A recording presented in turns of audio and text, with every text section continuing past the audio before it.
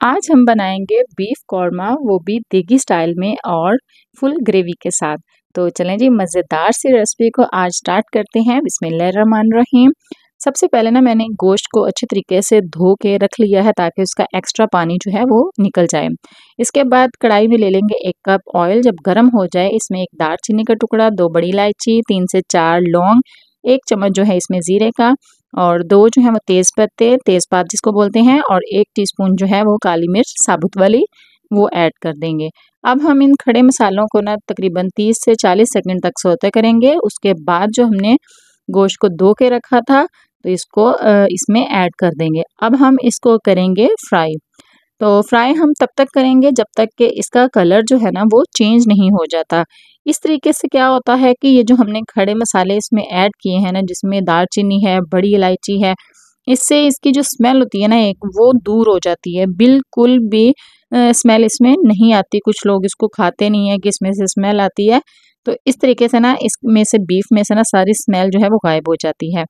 तो जब इसका कलर चेंज हो जाए तब हम इसमें प्याज ऐड कर देंगे। मैंने यहाँ पे 2 मीडियम साइज़ के प्याज लिए हैं और उसको बिल्कुल बारीक जो है ना वो चॉप कर लिया है, ताकि बाद में ना इसकी एक अच्छी सी ग्रेवी बन सके। और ये ऊपर-ऊपर जो प्याज आते हैं ना वो तो बिल्कुल भी नहीं आएँगे अगर आप भी इसी तरीके से प्याज की कटिंग करेंगे। तो जब प्याज ब्राउन हो जाए ना तो यहाँ पे लहसुन अदरक का पेस्ट मैंने ऐड कर दिया था, लेकिन वीडियो जो है वो रिकॉर्ड नहीं हो सकी। तो इसमें लहसुन अदरक का पेस्ट ऐड करके उसकी भी अच्छे से ना हम भुनाई कर लेंगे। तो जब इसका भी कलर चेंज हो जाए ना तब इसमें हरी मिर्चें जो मैंने कूट ली हैं, इसका जो एक टेस्ट होता है ना, फ्लेवर होता है, वो बहुत ज़बरदस्त आता है। तो इसलिए इसको मैंने मोटा-मोटा ही कूट लिया है। और टमाटर मैंने लिए हैं 2 यहाँ पे, तो इसको मैंने बारीक काट लिया है। इसकी टेंशन आपने बिल्कुल भी नहीं लेनी, ये बहुत अच्छे से ना सॉफ्ट हो जाएँगे क्योंकि हमने बीफ लिया है ना, तो जब तक बीफ गलेगा, सॉफ्ट होगा तो टमाटर भी अच्छे तरीके से सॉफ्ट हो जाएँगे क्योंकि बीफ ज़्यादा टाइम लेता है। तो अब इसके बाद हम कुछ स्पाइसेस इसमें ऐड कर देंगे। 1 टीस्पून नमक है और तकरीबन 2 टीस्पून मैंने इसमें लाल मिर्च का पाउडर ऐड किया है, और इसके बाद हम इसमें हाफ़ टी स्पून हल्दी ऐड कर देंगे और इसके साथ ही साथ चिली फ्लेक्स यानी कि कुटी हुई लाल मिर्च भी 1 टीस्पून ऐड कर देंगे। तो बहुत बेसिक से मसाले यहाँ पे ऐड करेंगे और इसको अच्छे तरीके से इसकी भुनाई कर लेंगे। तो मसाले यहाँ पे जो है ना वो आप अपने टेस्ट के अकॉर्डिंग ऐड कर सकते हैं। अभी हमने सिर्फ़ और सिर्फ़ लाल मिर्चें और जो नमक हल्दी होता है ना, जो बेसिक नॉर्मली घर पे यूज़ होता है, वही ऐड किए हैं। इसके अलावा और कुछ भी ऐड नहीं किया। तो तकरीबन 2-3 मिनट इसकी बुनाई करने के बाद इसमें हम पानी ऐड कर देंगे। तो पानी आपने देखना है कि अगर आप इसको प्रेशर लगा रही हैं तो तकरीबन ये 7-8 मिनट में ना ये अच्छे से सॉफ्ट हो जाएगा बीफ। लेकिन अगर आप इसी कढ़ाई में या किसी देचकी में बना रही हैं ना तो आप यहाँ पे पानी थोड़ा ज़्यादा ऐड करना, और तकरीबन इसको लग जाएंगे फिर 40 से 45 मिनट। तो मुझे भी इतना ही टाइम लगा है, तकरीबन 40 से 45 मिनट इसको लग गए थे ये सॉफ्ट होने में। और मैं आपको दिखाती भी हूँ कि ये कितना अच्छे से सॉफ्ट हुआ है।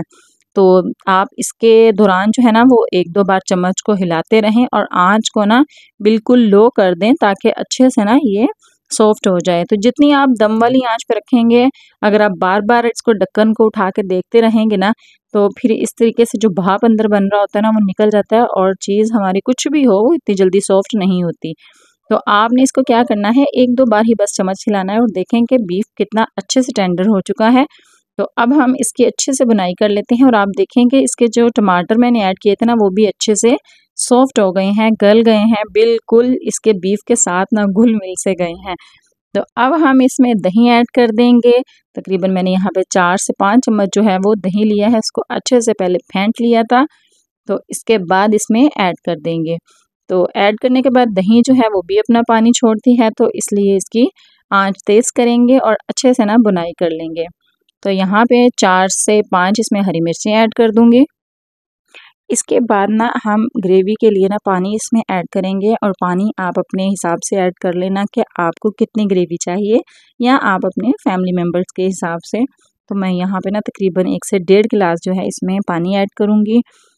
उसके बाद जो है ना इसमें, क्योंकि जब हम इसको दम पे रखेंगे ना उसमें भी पानी थोड़ा-सा पकाते हैं तो थोड़ा-सा ना ये थिकनेस की तरफ चला जाता है, तो इसलिए डेढ़ गिलास मैं यहाँ पे पानी ऐड कर रही हूँ।